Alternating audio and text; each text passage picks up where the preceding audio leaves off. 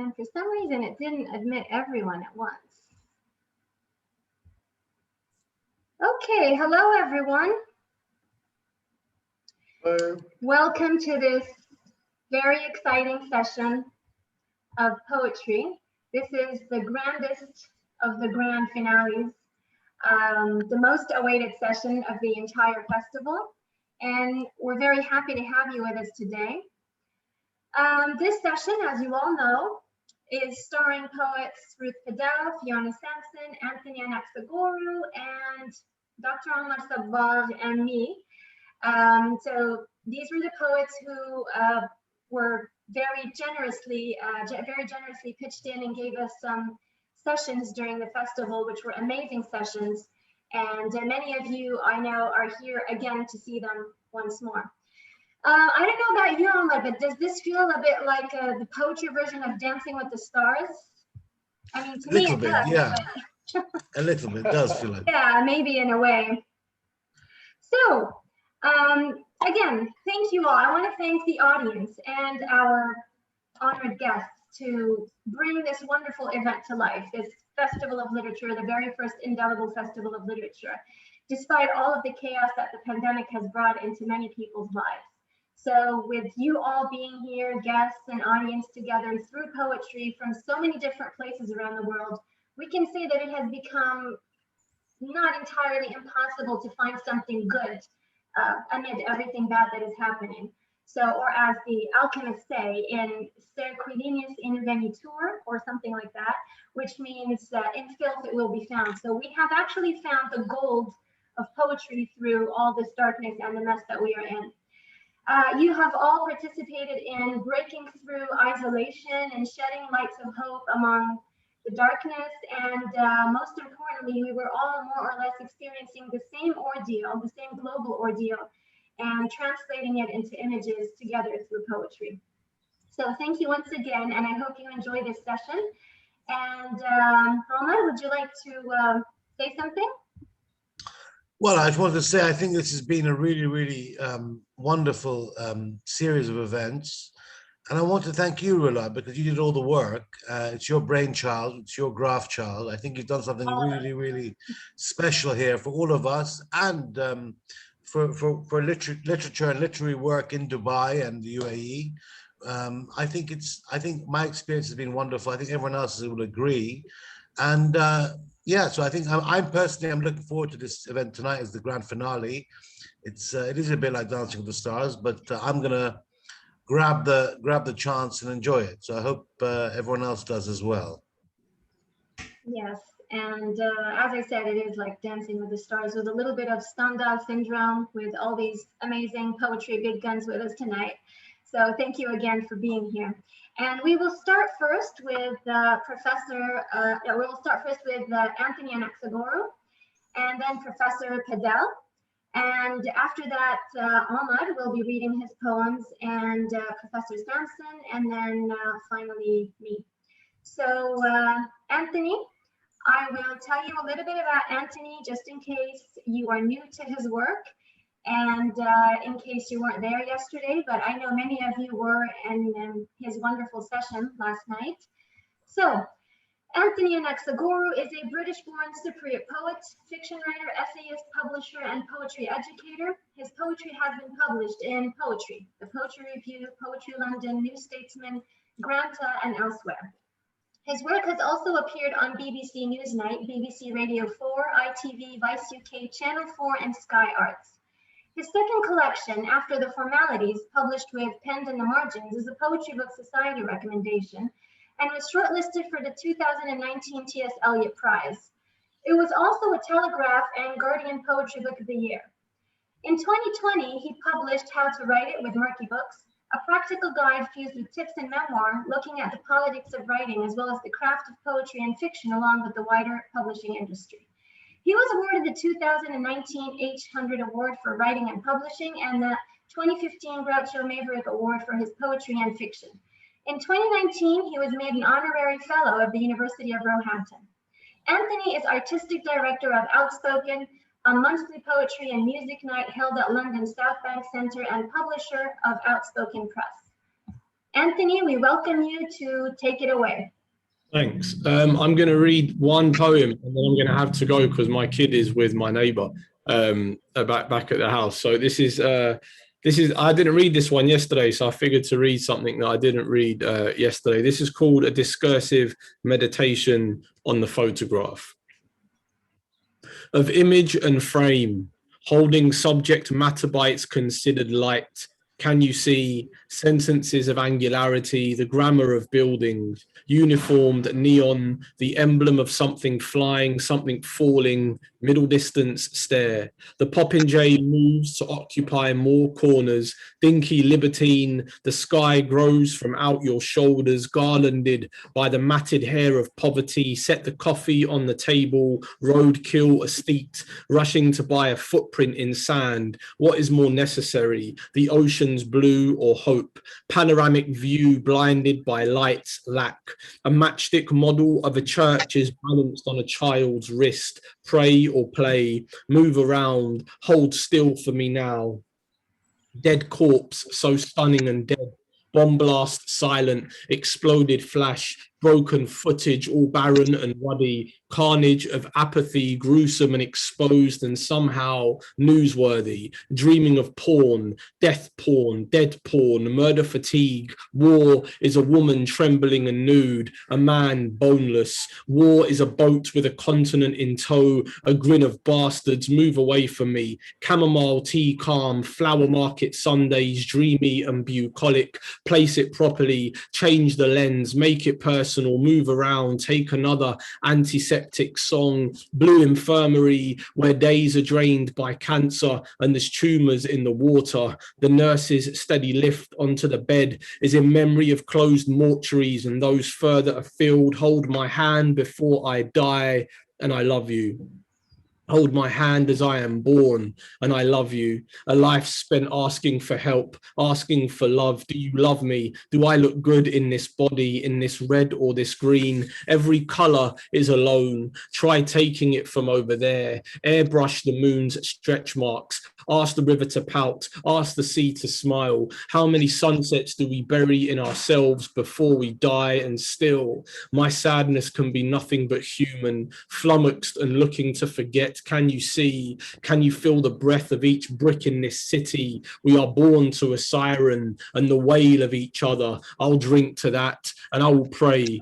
Dog shit on my shoe and a bladder full of piss. Can you see? Everyone gather round. My worst side, asymmetric as rock. This is a honeymoon calling for a rescue boat, a penny balancing on a baby's heart. This is me wanting to look like I've been painted by someone other than myself. Give me direction, show me God, keep me still, push me down, wash my thoughts before you shoot. Everything is looking for release.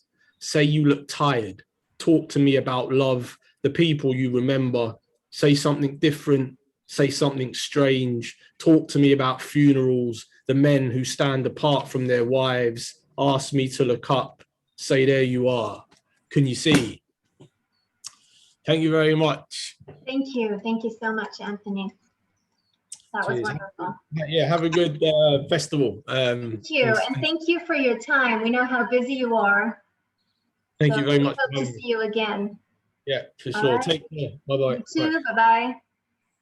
Hi. So next is Professor Ruth Padel, who opened the festival with her phenomenal session on Beethoven variations.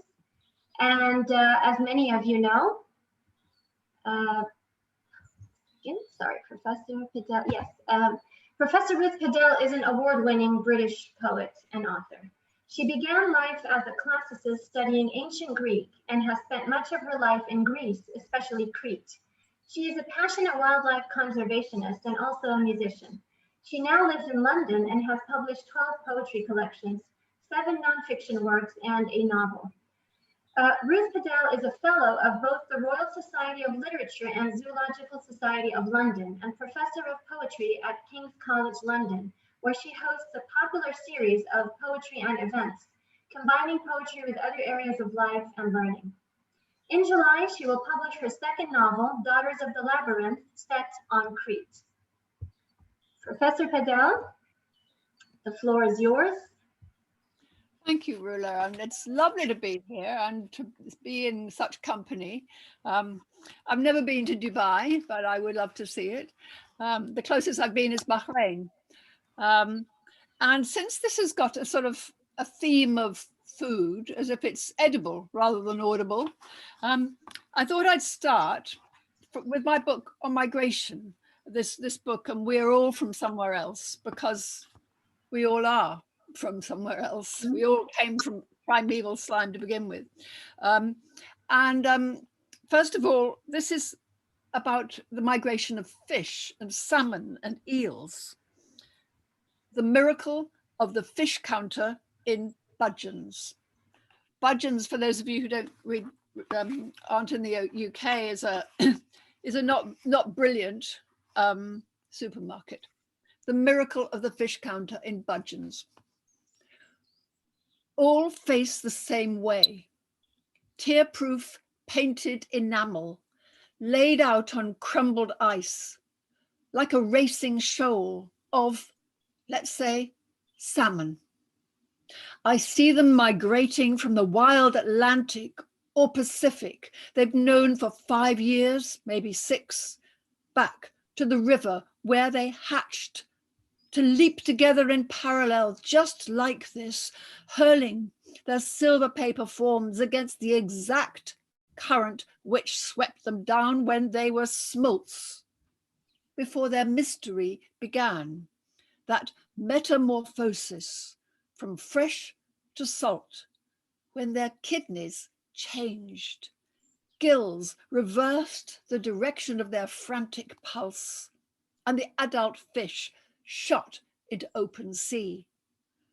And now, changing again, they eat no more, burning the energy sea stored in years of freedom for the release of spawning, to reproduce, in turn, the perfect workmanship we pass dream walking through the supermarket's mazy hieroglyph. All this crinkled glitter, each mirror-glazed button eye, stamped on the ice like a mourning brooch, collecting the glare of the strip light.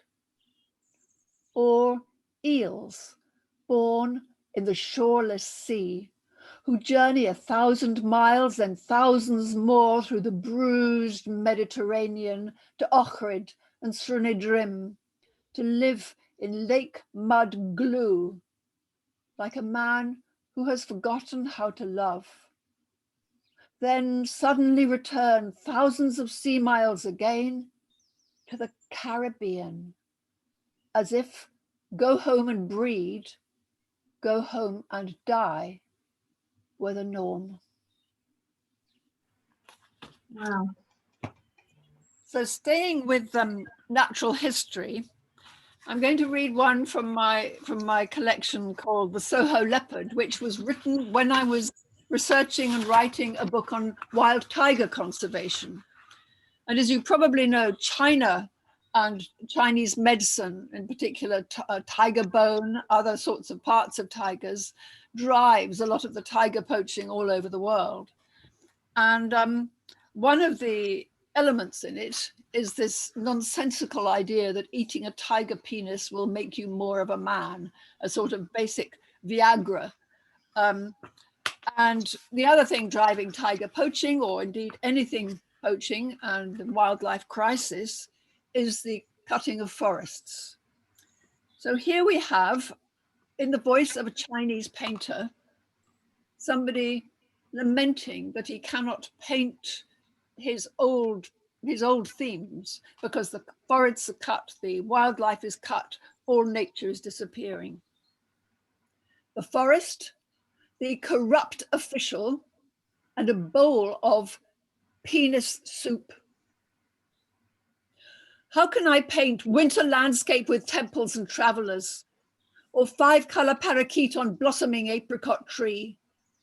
The oracle boxes are empty, and the minister with a brief for charming explanation has signed a license to the army for the forest to be cut, ordered satin linings to his red kimono, and is drinking with the general in what he says is the best restaurant in town, attended by two 15-year-old girls, hand-picked, translucent brown jade. Black tree stumps cool on the mountain. Sawmills slide out planks 100 an hour, and white ash blooms over the river, while the courtier treats the general to tiger penis soup, 500 linu a bowl.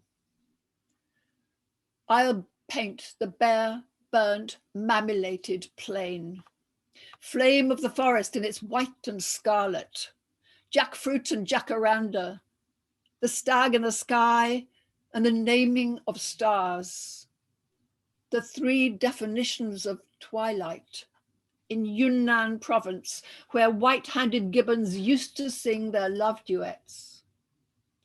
I'll paint the truth of illusion, a glossary of atmospheric optics, and Guanyin, guardian of compassion. I'll pay particular attention to her smile. So I suppose at another level, that's about the witness of art. What can you do? All you can do is witness to what you see in this world we're living in. This is a personal little poem. And there's one very rude word I'm not going to say. You'll just have to get it from a rhyme. And it's very short. It's a kind of love poem, erotic poem. But it is also on the edible theme. Home cooking. You spread our free-range duck breasts with your trademark mix of honey, soya, Chinese 5-spice, while I etch a fingernail down your spine, ending in the length of our kitchen table, making the breadboard rise to its feet, the dog beneath us whine, and Sainsbury's poultry burn. So also this is another love poem, and it comes from a story about cast shadow, the invention of cast shadow, and how you paint cast shadow, not shadow or the underneath, the shading of something, but what is a shadow? How do you look at a shadow? Indian princess picks lover out from gods.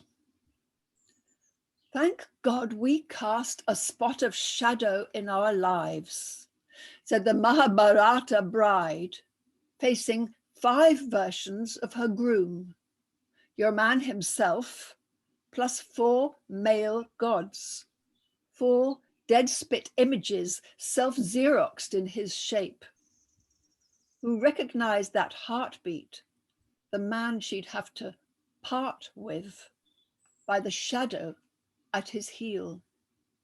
Gods don't go round casting shadow. Things we do and feel, as a leader in the Independent put it afterwards, are incomplete, imperfect, therefore real. Well, my mother died 3 years ago, almost exactly 3 years ago.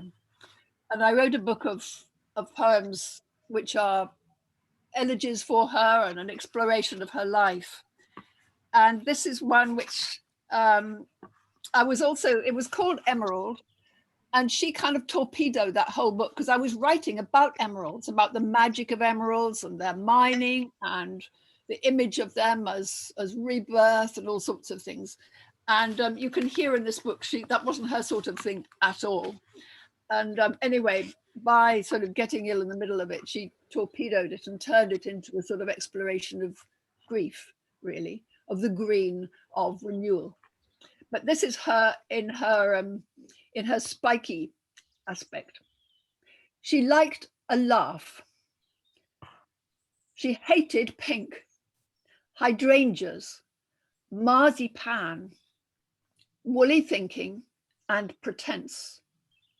She stuck to plain tap water, wouldn't have any truck with Perrier, superstition, bling.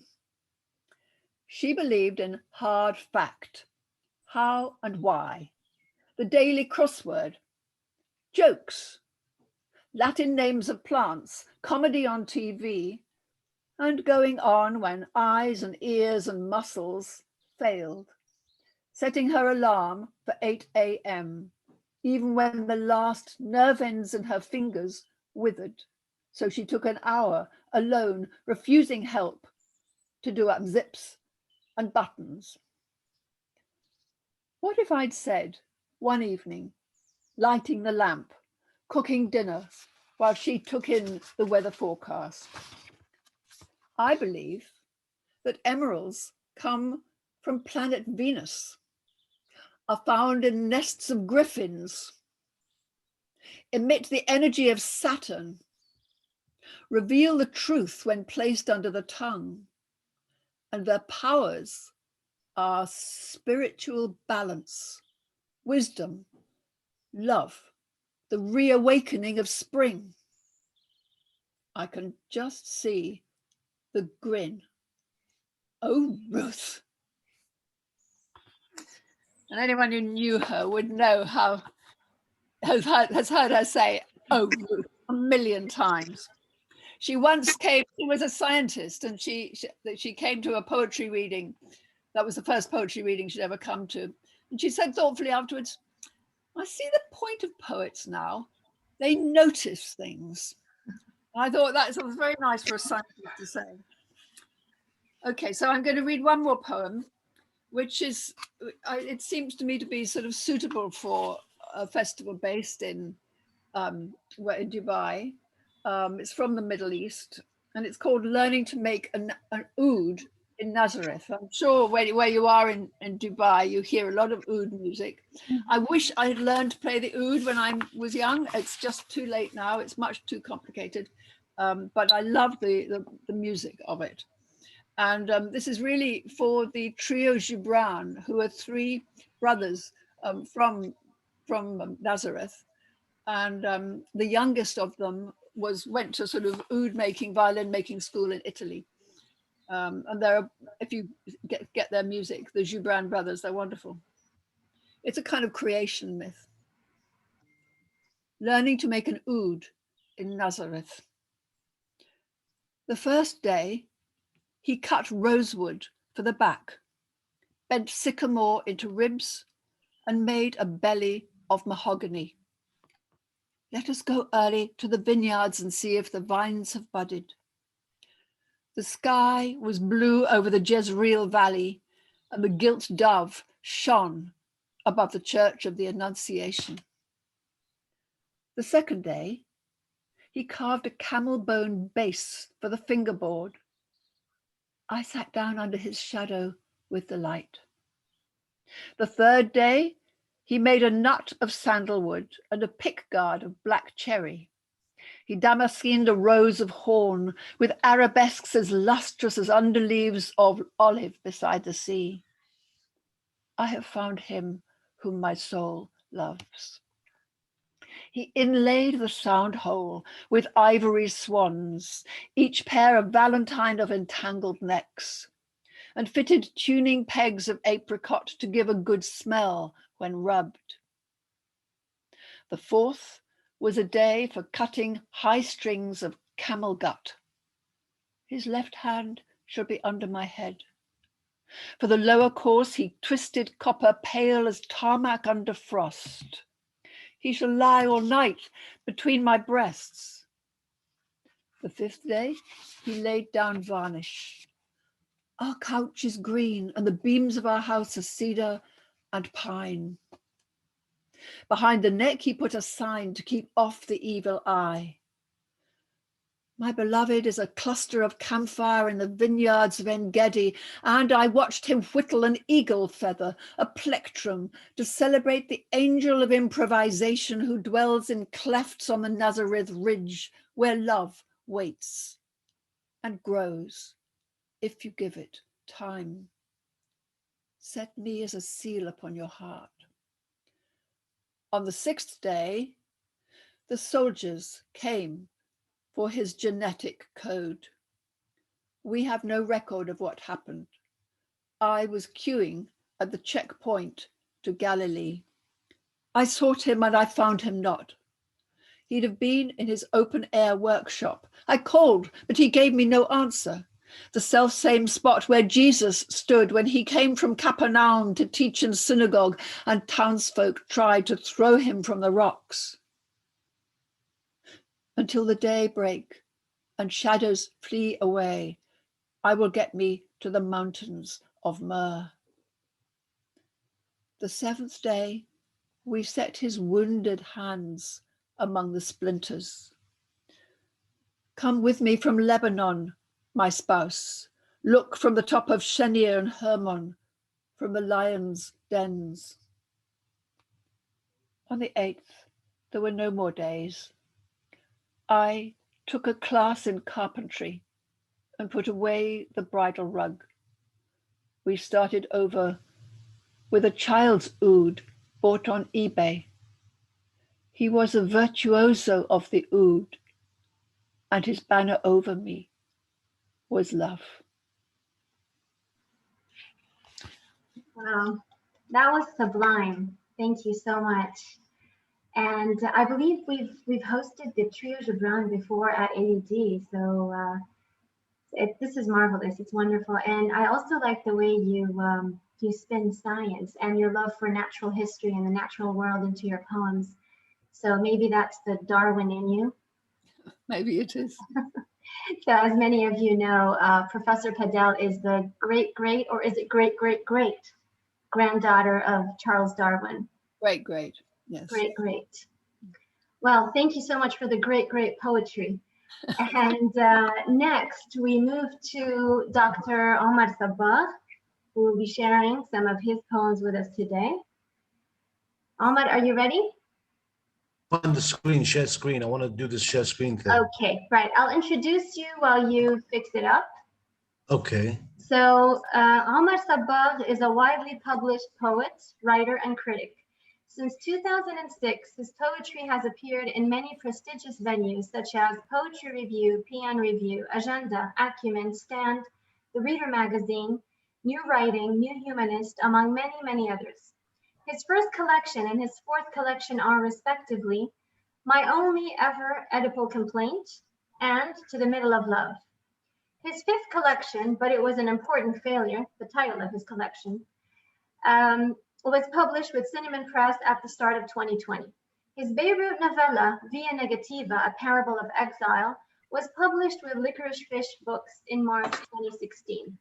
And he has published much short fiction, some of it prize-winning. A study of the oeuvre of Professor Fiona Sampson, Reading Fiona Sampson, a study in contemporary poetry and poetics, was published with Anthem Press in July 2020. His Dubai novella, Minutes from the Miracle City, was published with Fairlight Books in July 2019. He has published scholarly essays on George Eliot, Ford Madox Ford, G.K. Chesterton, Henry Miller, Lawrence Durrell, Joseph Conrad, Lytton Strachey, T.S. Eliot, Basil Bunting, Hilaire Belloc, George Steiner, and others, as well as on many contemporary poets. Many of these works are collated in the collection called To My Mind, or Kinboat's Essays on Literature, published with Whiskey Tit in January 2021. Morning Lit, Portals After Alia, a book of poetry and prose, is forthcoming with Cinnamon Press in early 2022.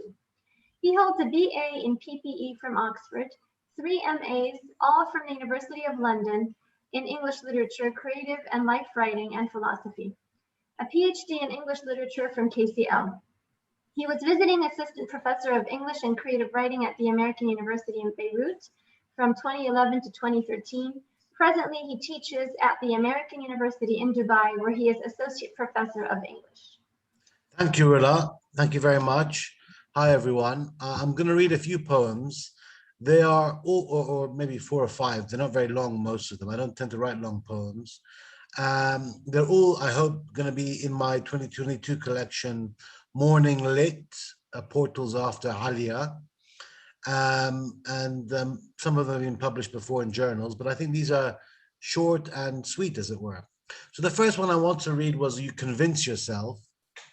And Like as often happens with me, I write a poem that I think is successful. And then I realized like 5 days later that actually the music or the inkling of the music was lodged there about 20 years ago. So I ended up quoting someone who was the inspiration, though I didn't know it at the time.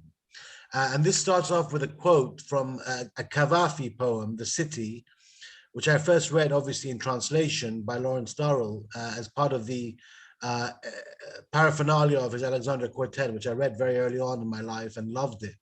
And it runs like this. You tell yourself, I'll be gone to some other land, some other sea, to a city lovelier far than this could have been or hoped to be.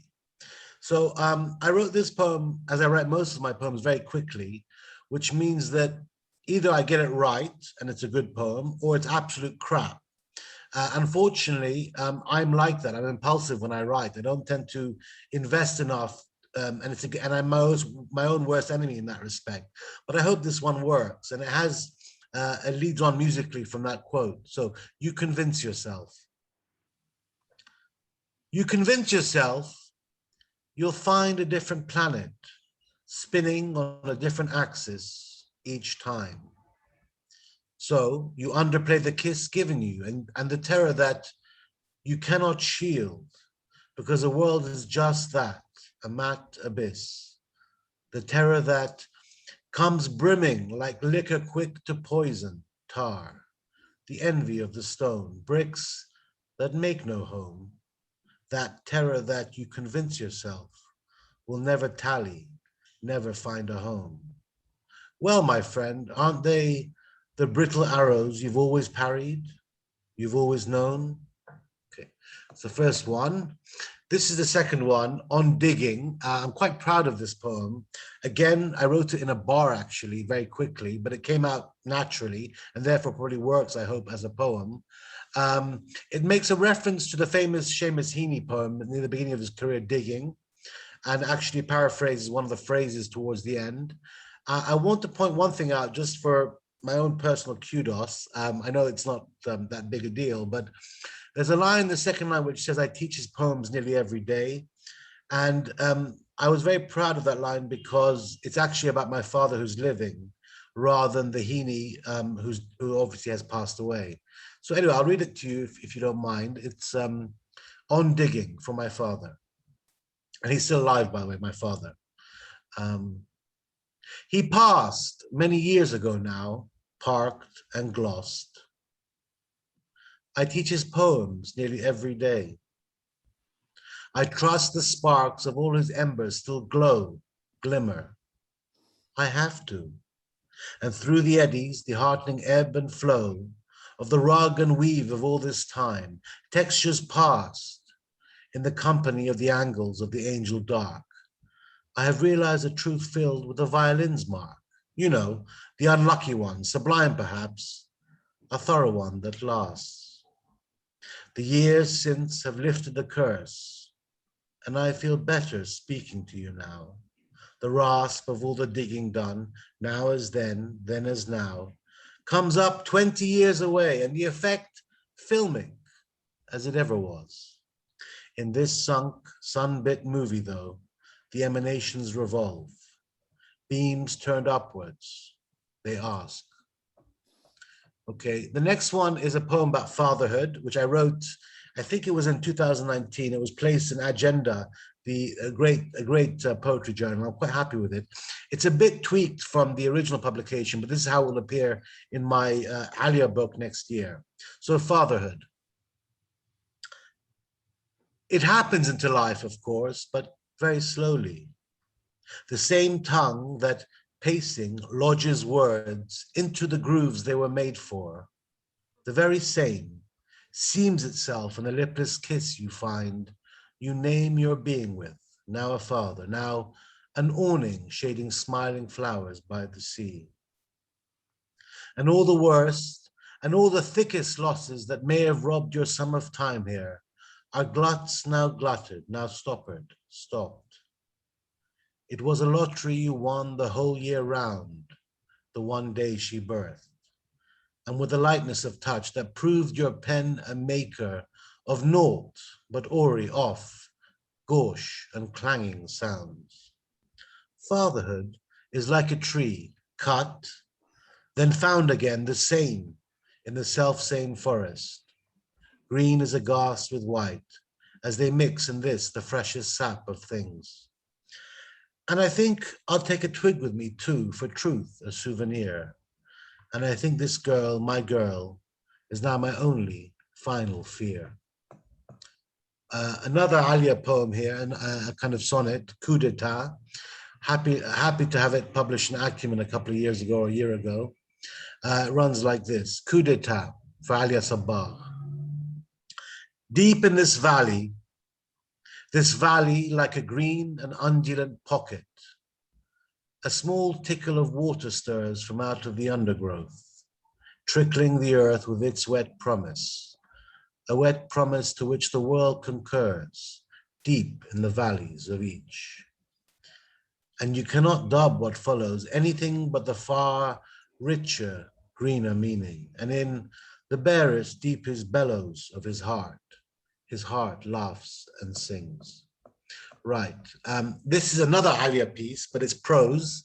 And I like to think, at least, I'm more consistently good in prose because the stakes are a bit lower than in poetry, I find, from my own personal creative experience. This is a small prose piece about how my daughter, who's less than 2 years old still, she saw sunlight from the window in Beirut just this past summer, and she tried to step on it, and it was obvious that she thought it was something, not a reflection. So it got me thinking, and I wrote this small piece called Sunlight Upon Sunlight. Sometimes my eyes will catch her caught in her own still moment. It is late afternoon, say, and spears of light angle into the living room, the long deft spears of sunlight, almost violet-colored at this waning part of day.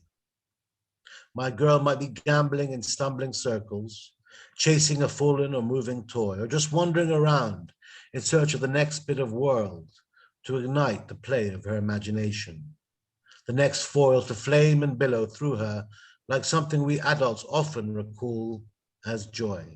And then, just now, there is a moment, a point at which she stops the slipstream of her ambient mind wagging and burgeoning into more and more and more and more into life, at which she stoppers the humdrum roll or mask of time, corking it, bottling it, only to drink it up the more fluently, presently. She has spied, it seems, a small quadrangle of sunlight, reflected or refracted from the partly shaded, wide wool-wide window, splayed there like a small rare instance of loyalty or truth upon the Persian carpet, whose rigorous patterns play and dovetail between plum and beige, navy and a rich wheat gray. The charged citrus shape on the carpet beguiles her. What is there left to do, she seems to think briefly, but to capture it, grasp it, as though stepping and stepping again on the small good portion of sunlight were, in a manner, like the learning of a new word. Her greatest wish at this moment, it seems to me, is to reach and demand for the impossible. Likewise, she tries to catch and grip the clouds of smoke, emitted like spirals of mystery, which emerge from my choking mouth. I shouldn't be smoking in her vicinity, of course, but watching her attempt and strive for the impossible is one of the highlights of my day. So, when she steps and steps again upon this shard of sunlight, this workaday presence she makes strange, she's reaching, you might say, for utopia, or a place she's never been to as yet. A place, in fact, that none of us know, though distantly, perhaps, once a place we look to, too, searching the illuminate distance. Right, one more, if I may. Is that right, Roula? Do I have time? Okay, good. Sure. This is titled The Sacrifice, and it's actually, I was lucky enough to have it accepted for the centenary edition of Acumen in next month. And again, it's for my daughter. I'm part of my daughter collection next year. And I'd like to read it if you don't mind. So, The Sacrifice for Alia. For the lips of my daughter and what they might come to speak in time, and what they might say in words bolder than the future, I'm ready to meet each rich sacrifice. From out of the strange whole plenty given me, staggered by the gift as it devolved in staggered shades, to this small crammed corner, this shrinking place, where I'm closer now and close to being shriven of all in goldenness that was given.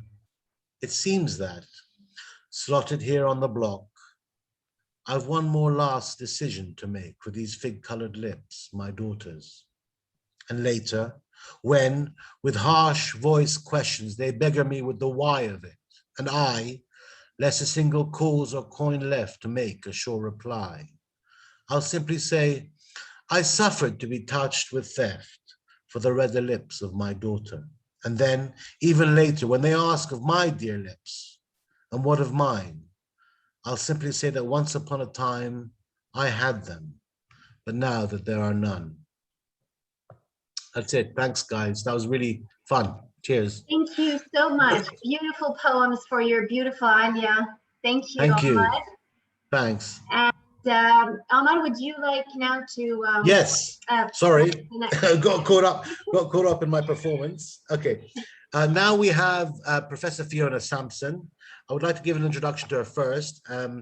Fiona Sampson is a leading poet and writer, published in 38 languages, who has received international awards in the US, India, Macedonia, Albania, and Bosnia, a fellow of the Royal Society of Literature, of the English Association, and of the Wordsworth Trust.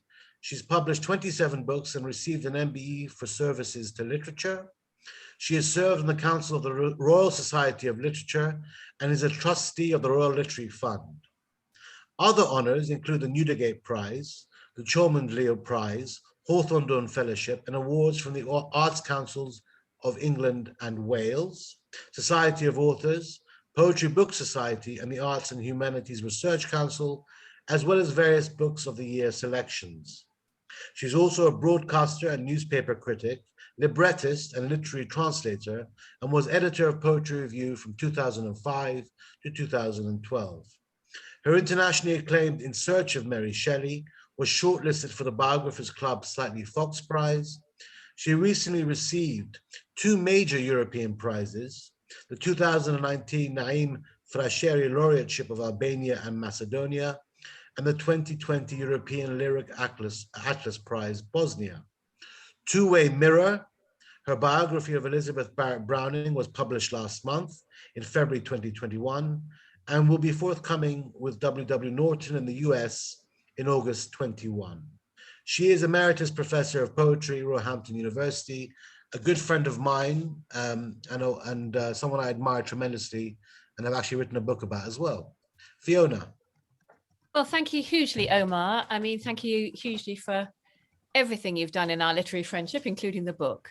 And thank you hugely, Roula, for this festival, which has been an absolute delight. I think it's fantastic. It's been so rich in content, so professionally done. You are such welcoming hosts. It's everything a literary festival should be, except obviously that we're not in the room together. Exactly. But this is a fantastic. Thank you so much. A great honor. Coming from you, it means so much to us. Thank you. It shouldn't be an honor, but it's a pleasure. Thank you. Without more ado, I'm going to read, a handful of poems, aren't I? And the first one is called Deaf. I guess this is a metaphorical deafness. Are you listening? You are listening to the world, you think, but you hear yourself over and over, the dark tongue of world, its hidden places under trees beyond the lights. Darkness falling from your feet so deep you could fall through it forever. And how loud world is with night in the trees like a roost of galahs rising, the dark tongue of world rising up through you as you fall, dear self, dear lonely self, falling silently mouthing through sound.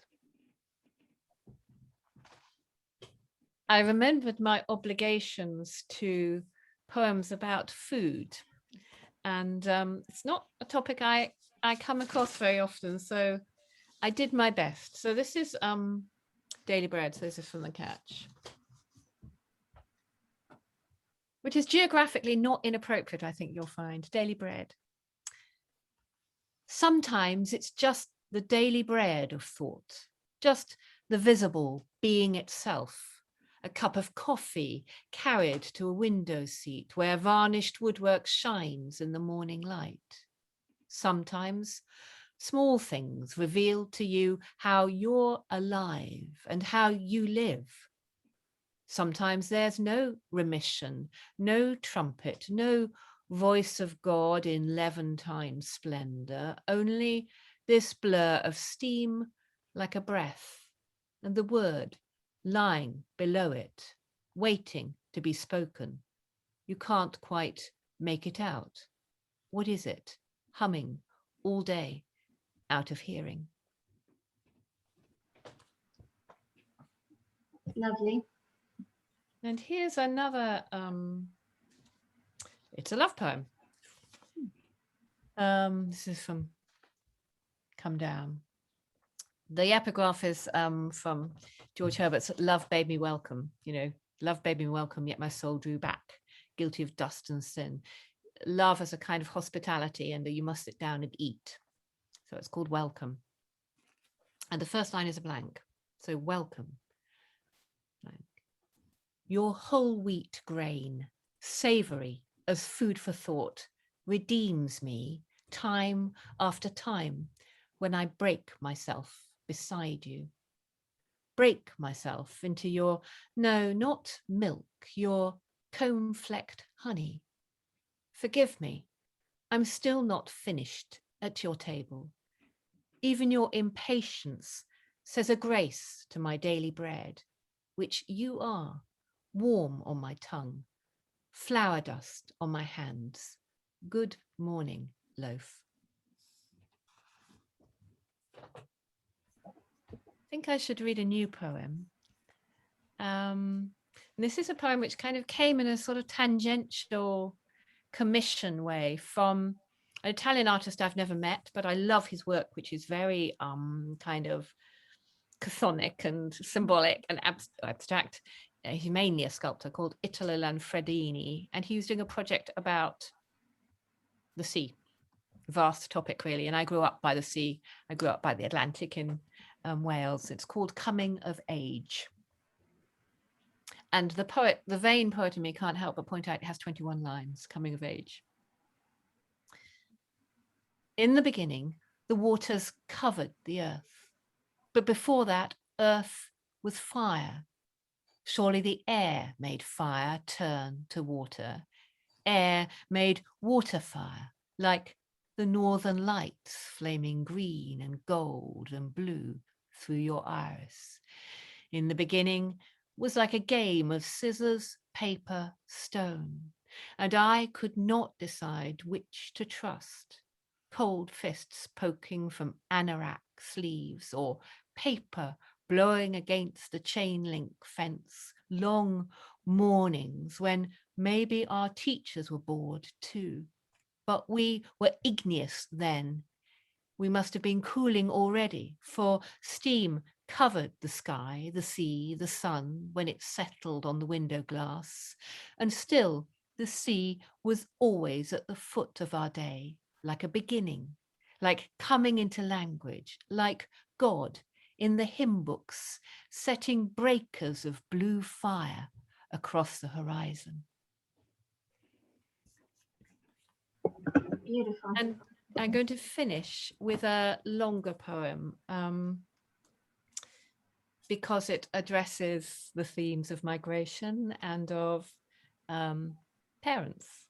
Come Down is a book about trying to belong. It's about having traced my natural family, my birth family, only to find that my father had died the year before. And there are two long poems, one about my birth family and how they came to Australia from all over the place in the 19th century, and one about my adoptive father, who has now also died, so I won't be reading that poem. I'll read a poem about my imagined never met father. So this is a long poem. And it's the title poem, so it's called Come Down. Come down where it narrows, down over the last field where the valley squeezes almost shut, then opens. Come down into light and dark, systole and diastole, water moving shadows below beaches and steep fields. Come and find the place you thought you remembered, not hidden among trees, but standing at the valley corner. Still the same, a tall, plain house, though you can't greet the strangers who crowd through it. They pass in and out, mouths moving silently as if underwater.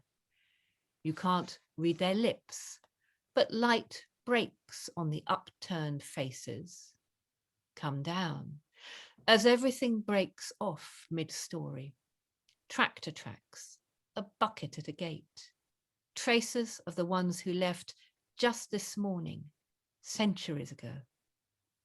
And is it here, in holy pantomime, that suddenly a horse rears and rears, all soundless, flash and buckle, and the dragon impaled on the saint's spear rears back from hooves thundering in silence by its head? One struggle, knotted in one stone, where the red stain spreads like something entering a wound to turn the blood that gallops in your ears. Or are those hooves beyond the river, almost out of sight among grey branches, tasseled gold with mistletoe? Is it rumour, or does something watch you with terrified beast eyes? It doesn't matter. Sit down. Take off your boots and wash your feet in this slow red river where plastic sacks float, slide, settle as some ancient muscle of sediment breaks surface, like the backs of giant lizards that came down to drink, flexing their wings. Time was already calling them, and the small white clouds raced overhead, but you were neither here nor anywhere. The valley didn't know you yet, although you've always known the light lying along the top field and the pear tree's hieroglyph, because you stand just out of frame, watching as if from some shore where once upon a time and again you witness, say, a ship lift perhaps and come down as a har flagged with gold slips up its mast, carrying old smells amid the ragged light and bird screams of memory before words. This is not desire, as out on the difficult water, a stranger sails away with you into the future where you and he never meet, not even in the unknown country, that long loneliness where he's taking you who don't speak his language. But this is what it means to witness. This too is belonging, catching cold, while the youth on board the distant ship dreams of a child who floats, her face pale, her hair spread and tangled, like the dream in which she hears blood surf roar far away beneath the world, and all night long digs in sand, believing she can reach Australia. Down and down she digs, and suddenly here is wide scrubland, red rock, the colour of home, and she is you, and you see, wavering like tears on the brim of sight, slowly appear 3 children walking an enormity alone together, where the bare sky meets the road. And this too is belonging. 3 lost children taking the measure of their strangeness as the curious creatures move past like doxology. And time folds into another century, where you come walking down with them into the future they won't arrive at. Stay with them in the plank house among roses where they do arrive at last, and give thanks in plain hymns in the old tongue as the evening river slides past shining. Come back to the creek you've never seen. Step down into light and darkness, water standing orange, pink, terracotta in the leads, wooden shacks, and a tin veranda where you walk up to the bar, remembering you were always here in the body's forethought, in its heft, heat, and juice, in the smile of a stranger who will never speak your name, waiting with the mother tongue to become local, like sandstone softening as water threads below beaches and fields that don't change, or change absolutely, depending who comes down the slope among faint constellations of wild plum, not ancestors, but first-comers stumbling down, who believed in the valley, knowing already its sly light between leaves, lichen and hanging damp, smells as old as another country. This, too, is belonging, where a blackbird calls between the trees so clearly now, or was it years ago, when you were a child on a rope swing? Still, strange figures pass you, moving through the orchard as a breeze stirs. Breathing seems to fill the leaves. And look, the old ones keep passing through us, saying, "World is wide. We must come down together into its valley." Thank you. Wow, so touching and so powerful, simply beautiful. Thank you so much, Professor Sampson, for Thank the you very wonderful much. reading. It was Thank you. wonderful. And our final reader is Dr. Roula-Maria Deeb. We all know her and love her. She's the person behind this whole festival. And I think it has been a great success. We have to all congratulate ourselves as well as her. Roula-Maria Deeb got her PhD from Leeds, assistant professor now of English at the American University in Dubai, and as we all know, editor-in-chief of Indelible, the university's literary journal.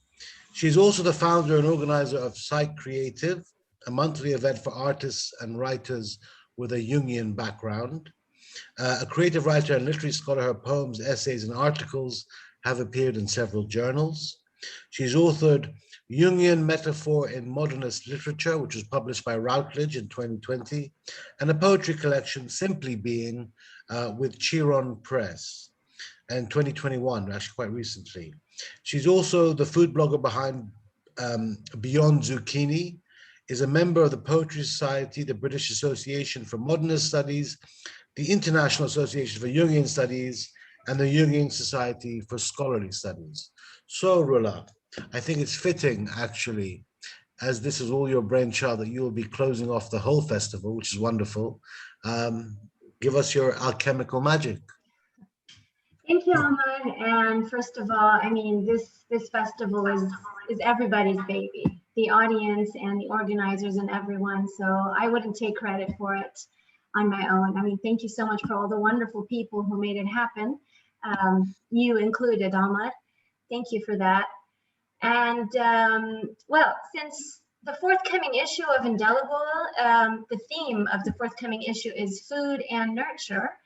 I would also like to chime in with a few poems about food, or that include some food ingredients.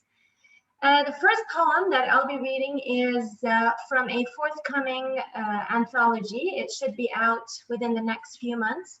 It's called The Beirut Call. So this anthology is, it features works of artists, poets, and scholars from the Levantine region, exploring the aftermath of the recent August 2020 Beirut port explosion. Now, this poem is called Entropy. The title is actually, it refers to, well, most of you know Stephen Hawking.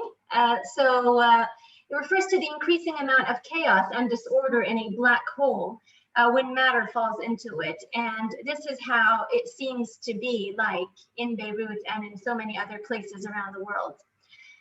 In this poem, I meditate on a Lebanon past and present, invoking images of the historic past, mythology of the land, the present, and the future of the Levant, or this specific area in the Levantine region. There are images that contain references to some native scientists, ancient native scientists, such as Pythagoras, Porphyry Malchus, Zeno, the Phoenician sailors, and there are also allusions to the Phoenician and Greek mythical figures, because we do share the same mythology. Sometimes we intersect. For example, like the myth of the abduction of Europa, Adonis and Aphrodite or Astarte, Athena, Melkart. I also make references to 3 female saints in Byzantine hagiography who are also, the stories of these female saints are famous in the land, and they are Saint Thecla, Saint Marina, and Saint Barbara. Their stories, I believe, have formed the earliest forms of resistance, of female resistance and feminism in the region, and this is something that not many people know about. The allusions to these saints was actually taken from an essay I had written a couple of years earlier about katabasis in Orthodox hagiography. And the references to food, of course, they are references to the native agricultural foods of the Middle East and of the Mediterranean. So there will be olives, figs, herbs, and edible flowers. So all in all, this is to show the richness and the fertility of this land, especially when it comes to the recurrent theme of resurrection. So I will be sharing the screen just in case the sound is a little muffled. So let me know if you are able to see the screen.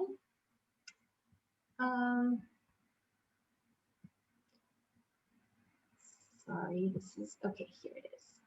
Can you see it? Not yet. Not yet, okay. Not yet, Rula, no. Right, sorry.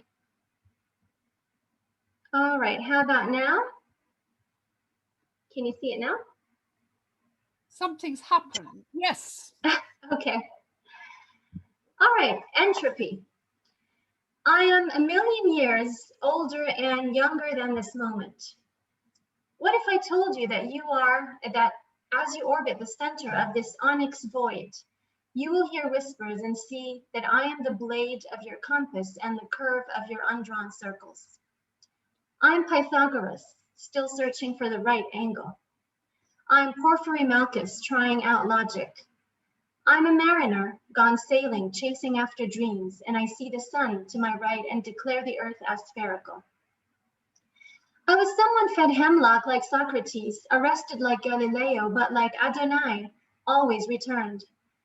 What if I told you that Astarte and Adonis never died, that Europa was a Phoenician princess, made monarch in a strange new island, a queen not without honor, but in her own country and among her own kin and in her own house?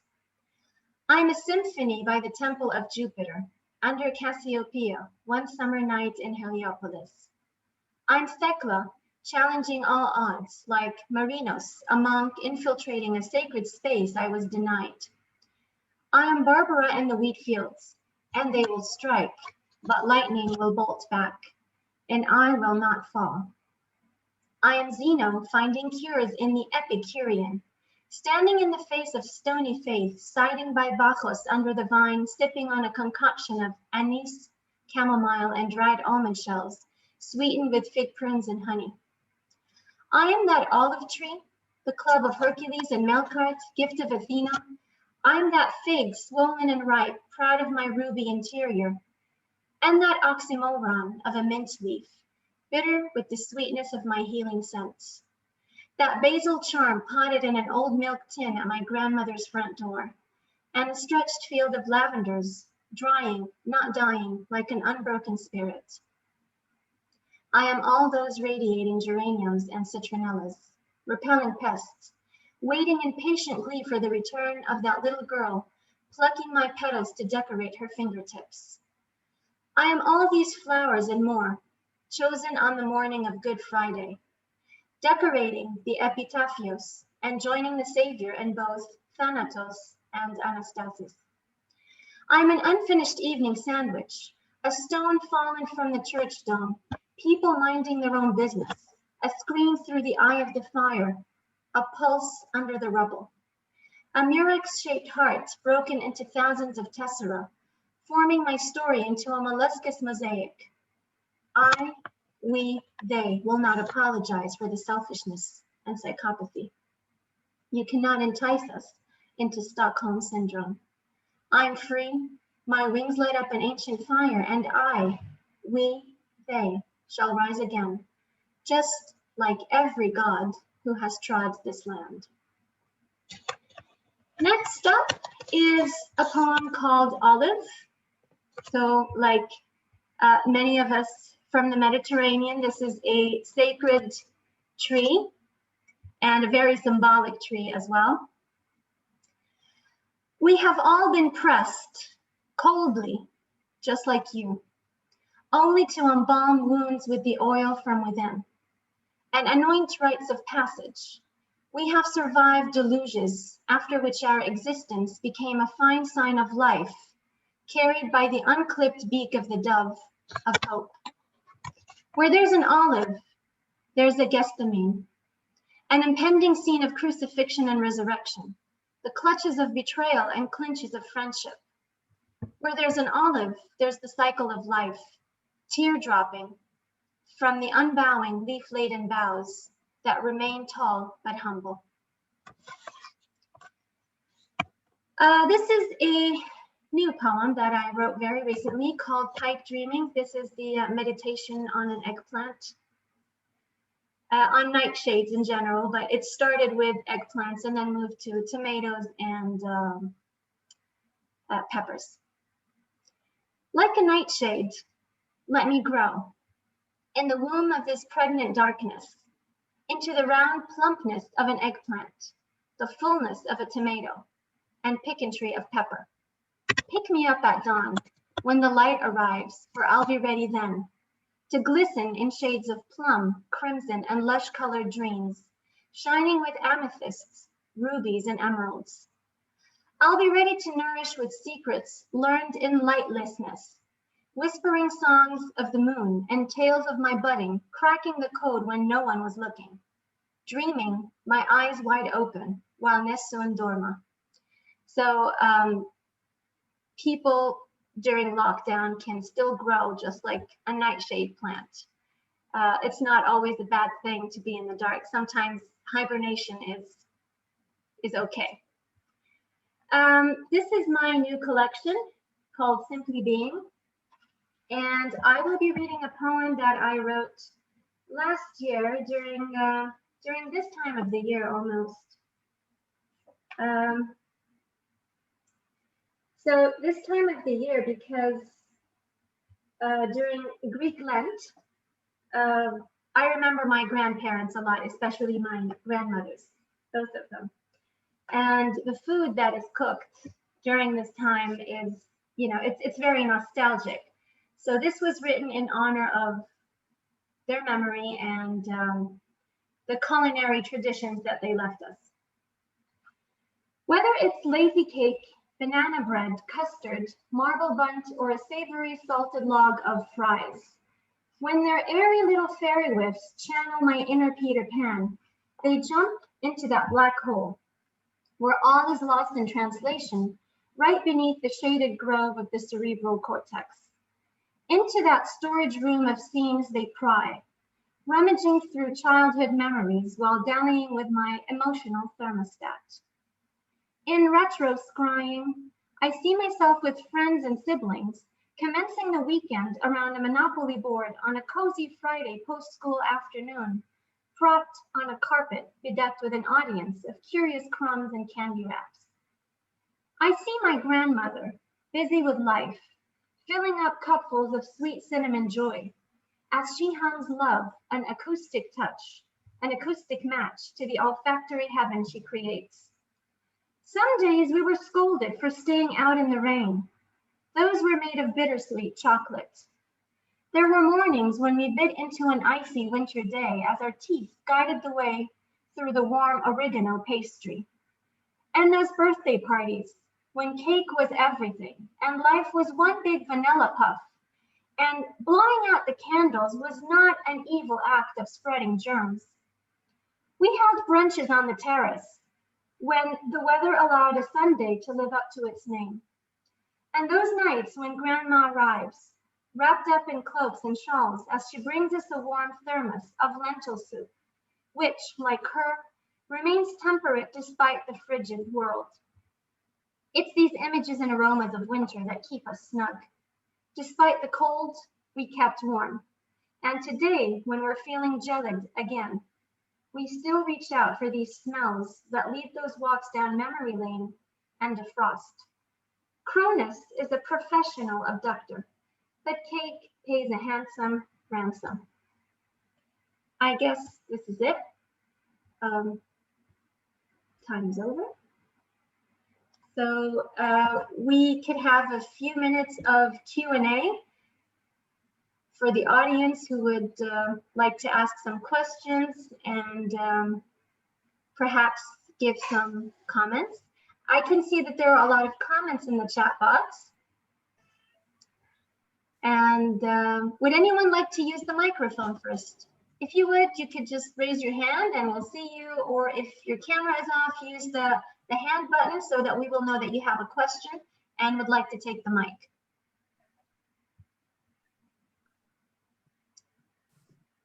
Okay. Omar, perhaps you could take care of the chat box. Okay. So we have a lot of comments here. Carol Mora says very beautiful poems. Huda Yunus, I agree with you. Alia's a lucky little girl. Thank you. Rasil, one of my students, love that professor. I'm pleased about that. That's lovely. Carol Mora, again, absolutely wonderful. This last poem is so touching. Thank you. So these are lovely lyrics, meditative, philosophical, and grounding. Michael Black, thank you for these great readings. A general question for everyone. Do you feel you write with or against past poets or both? So I'll leave that to any of us who want to say something about that. I mean, good question, Michael. I guess it's in conversation with, not against, which sounds antagonistic, with, and they're in us. You can't. I mean, it's like your breakfast. You can't leave your breakfast behind when you go and write a poem, and you can't leave behind the other poets who are in you. Yeah, I agree with that. Although I would say that often enough, it can, for me, it's like a musical thing. It's like a tone of voice that gets in my head, and then I end up imitating it and then going on my own way. So it's normally nothing to do with the with or against, like what they're writing about. It's more to do with the musical inkling that gives me a tone of voice that generates poetry. You know, I tend not to really have very compelling themes. Everyone loves their daughter, everyone loves their parents, but it just becomes a musical exercise for me. And if it works, you know. So that's, you know, it's my 2 pence. I find it consoling that there is this mighty mountain range of everything that's ever been written. I feel it gives one shelter. I mean, you can turn to it whenever it makes you feel less exposed, I think.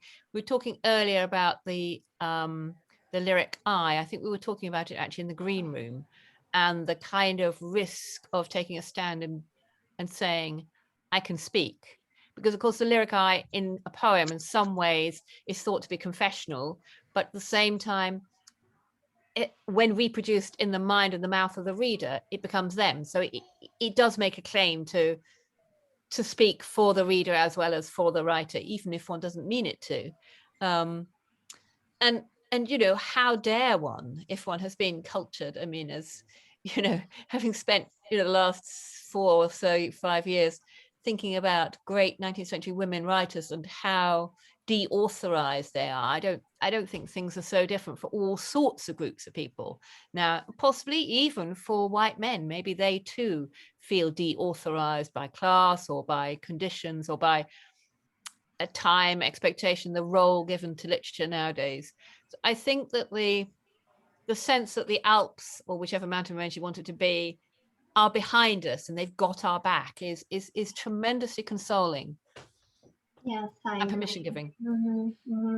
And they could be a great influence as well. I mean, from my personal experience,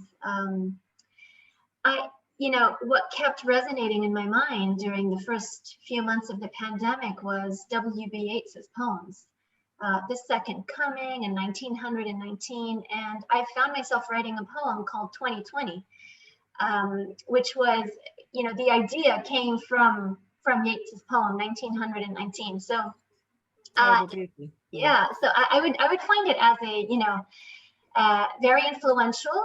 For me, the modernist age especially is something that it plays a huge role in the way I see things through poetry even today. So yeah, I would say that I would be writing, with, in a way, not against, definitely not against. Carol Mora says, I love the affirmations of the necessity of beauty in these poems and the weaving of personal collective context, among so many other things. Ali Jamil, if there is one message you would like to spread across the world, what would it be? This is a question for everyone. I'll just say one thing. There's a line which I think Professor Sampson quoted towards the end of her poem, "World is wide," and I think that's a great line to end a poem on. It's an idea that things are possible beyond perhaps our blinkered, lockdown views, and so on. So my message would be always be optimistic if you can. That's my 2 pence. Well, thank you for mentioning that line, Omar. Yeah, I think optimism and the sense of that we don't know everything are closely allied. There's something, isn't there, about not knowing that all options are used up or closed down, and which is a very kind of depressed position. I mean, there's the sense of mystery and possibility and just not knowing what tomorrow will bring is a form of hope. You have to have it. I think when you realize in history that a lot of the history is made not by necessitated lines, but by contingencies, you that the future is also more open than you think it is. I often feel that. I often feel that the most momentous moments in my life as a person, as a poet, are pure chancey things. And that kind of gives you hope for the future because you don't know. Nothing is determined in 100% way, and probably 80%, but there are things that happen that are events that change things, I think. I hope anyway. Lebanon, Rula was reading from her poem on Lebanon. The event in August 2020, the blast, was a terrible event for Lebanon. But in 50 years' time, it might be looked back upon as the final straw, the final camel. The whole zoo died, and then they grew up again. You don't know. I mean, one hopes so anyway. At least that's my. Yeah. I think generosity is one of the things I think about generosity and empathizing with the other. So going out into others' experience, opening yourself to that is one of the things that I think poems can do very, very well, and I try to do. Yes, I agree. Empathy, because seeing things from a wider scope through different perspectives in your poems. I mean, poetry can unleash the many voices in you. Virginia Woolf said something like, I am not one and simple, I am many and complex, or something like that. And I believe that poetry kind of unleashes those complexities in you, the many voices, the many people that you are, and the many people that you reflect. So yes, it's a tool to empathize. It's a way to explore different perspectives and to let those inner voices out. Thank you for the question, Ali. That was a nice question. A lovely question. Miriam said to ask, do you think poetry has a salvific role for mankind? Well, I mean, I don't think any of us would answer that personally like we are saviors. I hope not anyway. But I don't know. I mean, what do you think, Professor Sampson, Professor Padel, Rula? Do you think poetry does redress, as Heaney said, or does it only do it at a personal level? Do you think, or is it not? Does it not do anything? Does it matter, and so on and so forth? What do you I think? don't think it's true that poetry makes nothing happen. You know, I think that was an extreme and a rhetorical position. I think poetry can make things happen, not always good things. I mean, think of the way, you know, the Balkan epic tradition was misused in the wars of the 90s. I mean, I think poetry is quite a potent way for humans to think and communicate with each other. And as such, it can be used for good and ill. You know, it goes out in the world. It's kind of like anything else. It can be used for good and ill. I don't think it probably saves communities. I think there probably are individuals who have been saved at moments of breakdowns through using poetry because of its capacious way to be indirect yet talk about great things. I mean, certainly that was my experience. When I first moved from music, I spent 12, 13 years working in hospitals with people in extremis with literature, I mean, which turned out to be with poetry. And certainly poetry, and I don't mean my poetry, I mean poetry, published poetry, and or the poetry that they themselves wrote. And I certainly think that that was very close to the purposes of poetry. And I certainly think that that did make an enormous difference to some people, you know, literally on the last day of their life or whatever. So I think that poetry can be a handrail at a difficult moment. Do you think that poetry can save a subject's life by resurrecting a subject's animacy from their life? Well, yes, actually, that was what my conclusion was, because I ended up I didn't go to Oxford until I was 25, and I ended up doing a PhD on, you know, applying philosophy of language to this whole question of what's going on here. Yes, I think that's exactly it. I think that there's something about poetry which advertises both it's an authoritative discourse because it's a genre, and it wears on its sleeve that it is not a paraphrase, it is its own way of speaking, and that is very restorative of subjecthood, because obviously, you know, we come into, I mean, in the psychoanalytic tradition, we come into subjecthood as we come into language. You know, you are infans when you're pre-linguistic or pre-symbolic. And it's with symbol and language that you can manage life, really, and also become a self and separate from the mother and all those things. And poetry, you know, people who are receiving healthcare very quickly are institutionalized, but also are called patients. They're called passive. Patient means I suffer, you know, but also I suffer, I receive passively treatment as well as whatever my condition is. And healthcare, even in 21st century, person-centered healthcare is still very much like that. And restoring the the individual experience at the heart of that is incredibly important, particularly in mental health care, but also in acute care too. That sense that you endure as a subject, you are still a person going through maybe the last moments in your life or these difficult passages in your life. And if we take it into the mythic, in the Greek tradition, Orpheus is the great poet, and he's also the musician, and he brings people together. He brings people in a circle, things come towards him. So it is about being part of a fabric, part of something, which both gives you delight and which you give voice to and which you are yourself in. I think that's a really, really important thing too. And what I'm thinking of is that the weeks after 9/11 in New York, there were huge poetry readings. People went to poetry readings because they needed poetry at that moment when their city had been so devastated. And poetry is there. And we all know that, you know, when somebody dies, when somebody's mother dies, people ring you up and say, I need a poem for the funeral. You need poems when the chips are down and nothing else can do. Yeah. So poetry has a salvific energy. Thank you. It sounds like poetry as a last resort, actually. That's fair. No, but I mean, in a good way, not in a bad way. I mean, you know.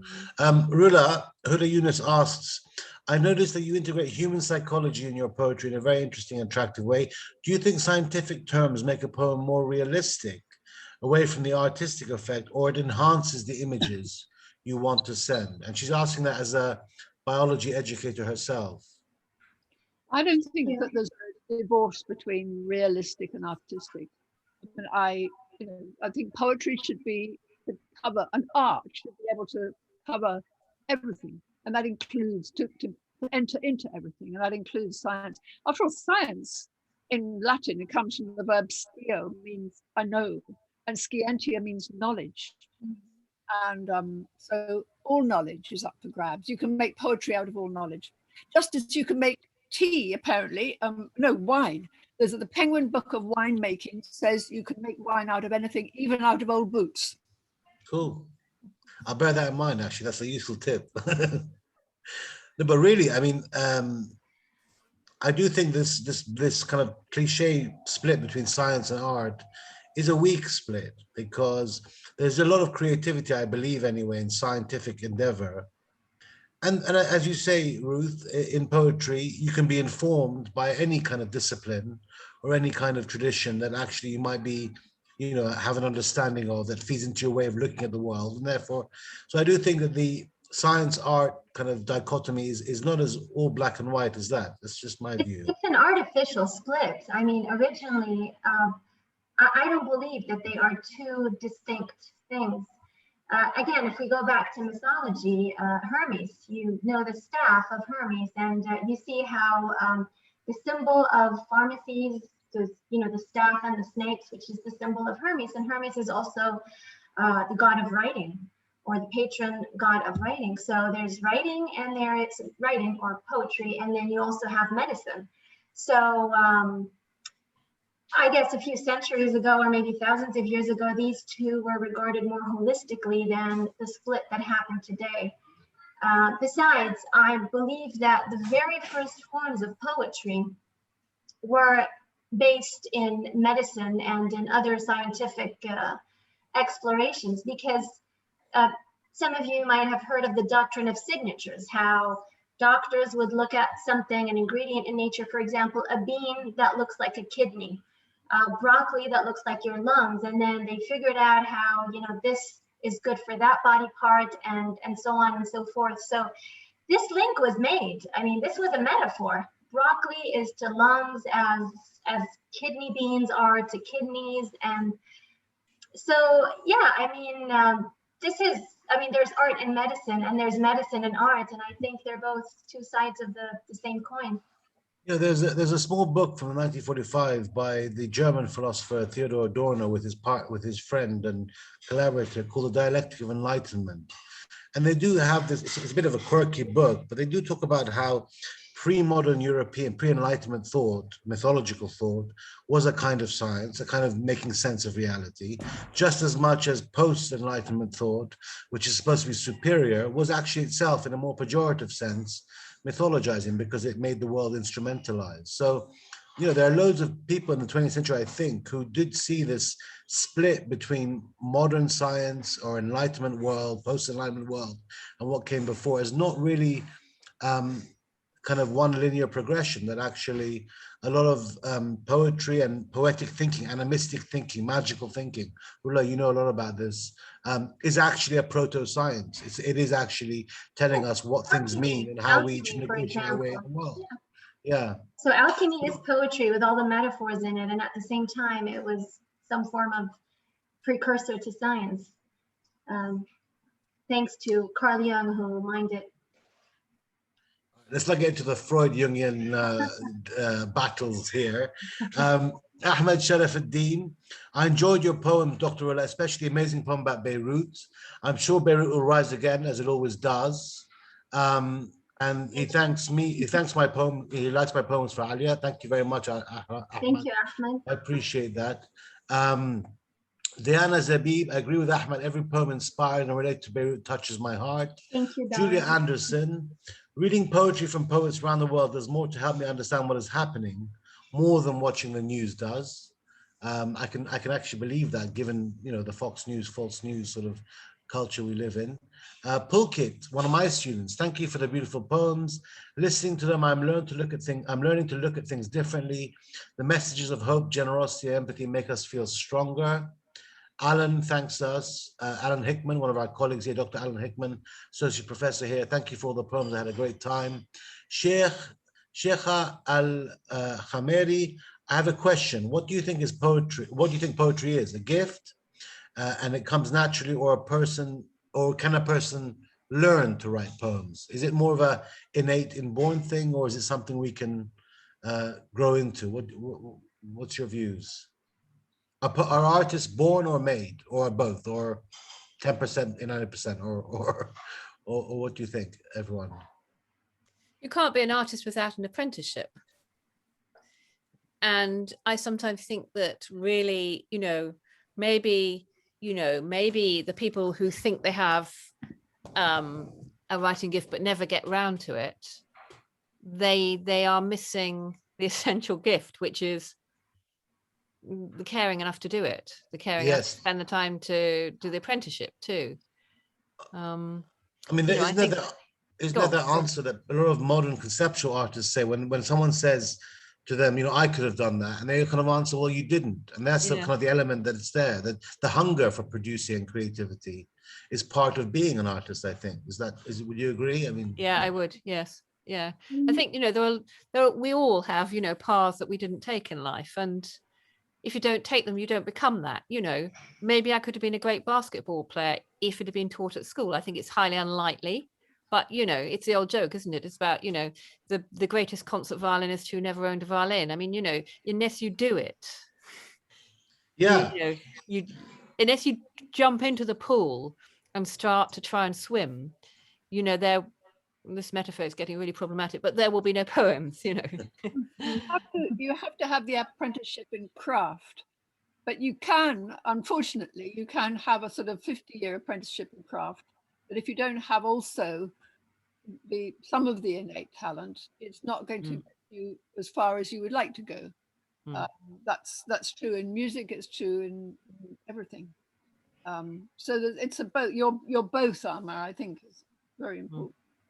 I think that I was saying recently that I think that boredom is a very underrated critical criterion. I mean, there's an awful lot of worthy but dull writing in every genre, and of course, it's inimical to the spirit of poetry.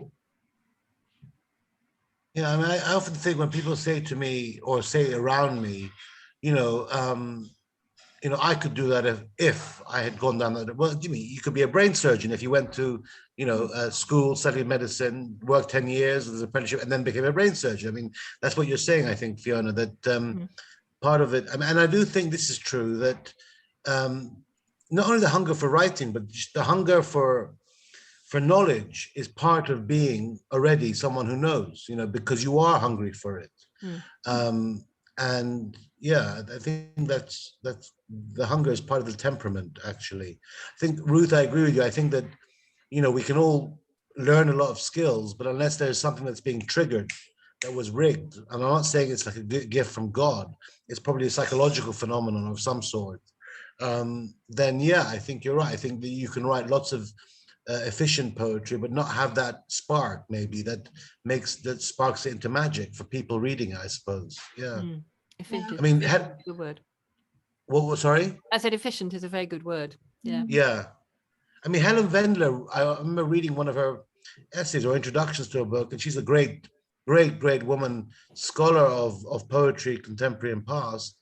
And she says something like, "I was always missing something" when she tried to write her own verse. You would think someone like that could write amazing verse because she is that learned, but she held back from it, I think, because she didn't feel like she had that extra.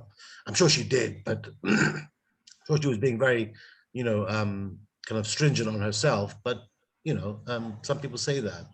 Actually, George Steiner used to say that he didn't write a novel and so on, but actually he said he wasn't innocent enough to be a creative artist. He was such a sort of deep-thinking critic, and you need a sort of recklessness to go back to what we were talking about, the lyric I, to say that I, and say it for yourself. Which somebody like Helen Wendler, probably it's impossible. She's such a sort of... She knew too much. in a way. Yeah, exactly. And I think I was speaking to my wife about the other day. Borges never wrote a novel, and he said when they asked him why, he said, "Well, why should I do something which I can do in 5 pages, do over 400 pages?" But I think there's a point there. Some people's minds work in a kind of nailing it down quickly sort of way, critical way.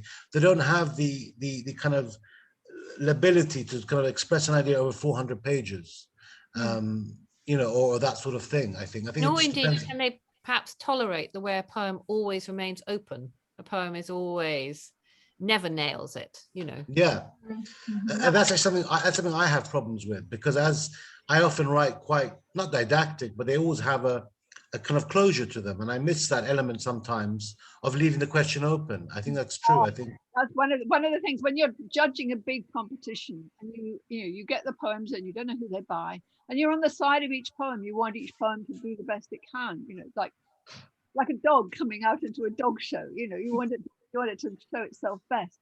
But sometimes people use the last line to kind of tie up what they mean, and then and it's just you feel so sorry for the poem. Oh, sorry, poem. Don't work. Yeah. So Maria Donovan, thanks to all of you for your poems. It's a great idea to have this last event. Miriam, thanks all of us for our poetry. Carol Murray, yes, I'm reminded of Lucretius on the nature of things. Such an amazing poem. Again, Carol Murray, there's so much to reading and listening to other works.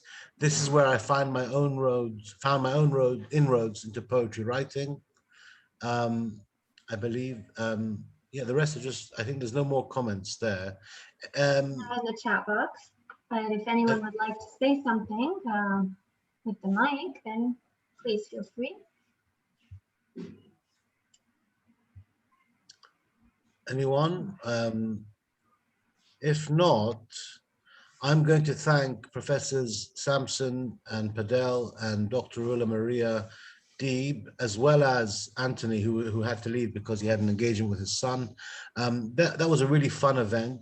I enjoyed it immensely. And I think it was a great kind of bookend to the festival. It was a wonderful festival. That was wonderful. I think we all had fun. There was something for everyone, from the analysts. It's really lovely to hear you all. Really good, and congratulations, Rula and Omar. Thank you so much. Yeah, and, congratulations. A wonderful event, a wonderful festival. Thank you, and thank you so much for playing this salvific role that we just spoke about when it came to poetry. So if it weren't for that, if it weren't for the need for poetry, then we wouldn't have had you here and so many other people here for the poetry and for the beautiful effects that it could have on us right now. So this is a global crisis, and it's wonderful that people are globally coming together on one platform to share the poetic experience of the world around us. So it's been wonderful having you with us. It's been wonderful having everybody here. I would like to thank you, Ahmad. I would like to thank also Dr. Kristen Murray. Kristen, are you here? Yes, I see you. Thank you so much, Dr. Kristen Murray, who has done such a wonderful job also in making this happen. And thank you for our guests who are here and those of them who couldn't make it too. So I see Professor Claude Barbary here. Thank you. You missed the group photo before, so I'm going to thank you now. And Maria Donovan, thank you. Am I missing anyone else? Oh, Bryony. Thank you, Bryony, for the wonderful writing workshop that you gave us. Dr. Alan Hickman, thank you for the poetry. And Dr. Alan Hickman is planning an event for Shakespeare Day, which I will also be announcing on the platforms of Indelible on Facebook, Instagram, and through email as well, and Twitter. So stay posted for this. And again, if anyone would like to submit poems, reviews, articles, essays, or anything related to an artistic take on the theme of food, please let us know before the 1st of May. This is going to be a wonderful issue. And we've already been receiving so many great submissions. We would also like to see more. So feel free and feel welcome to email us. And we also have the festival page on indelibleaud.com. In the news and events section, there's the festival page. If you would like to leave your comments on the festival, please treat it as a guest book. So we have questions here in the chat box. Diana, thank you for this event. Thank you, Diana, for being here. Carol, the festival has been so amazing. Thank you, Carol. I felt the sense of a circle of friends, and indeed, this is what it is. Indelible is something that was born. So it's something living, and it's growing, and we are loving this feeling of community and the circle of friends that we have here. Thank you for being part of it, Carol. And Julia, yes, okay, Julia is asking for the link to Indelible, and I will leave it here in the chat box. It's indelibleaud.com. So we hope to see you again in some future events, and we will have many. So there will be one for Shakespeare Day, and there will be one a few days either before or after. We're still not sure about the date yet, but it will be a panel on writing mystery, science fiction, and fantasy. Other questions? Huda, should we be published poets to submit? No, not necessarily. No, anyone can submit. And later on, you know, many published poets would make it, and many unpublished poets would also make it. Okay, so have a good night, or a good afternoon, or a good morning, because many of you are early risers, especially Carol and others who are joining us from California. So have a wonderful day ahead. Thank you, everyone. Bye-bye. Have a great evening. Thank you so much. Thank you much. Thank you. Thank you so much. Bye. Thank you all. Bye-bye. Bye. Thank you, everybody.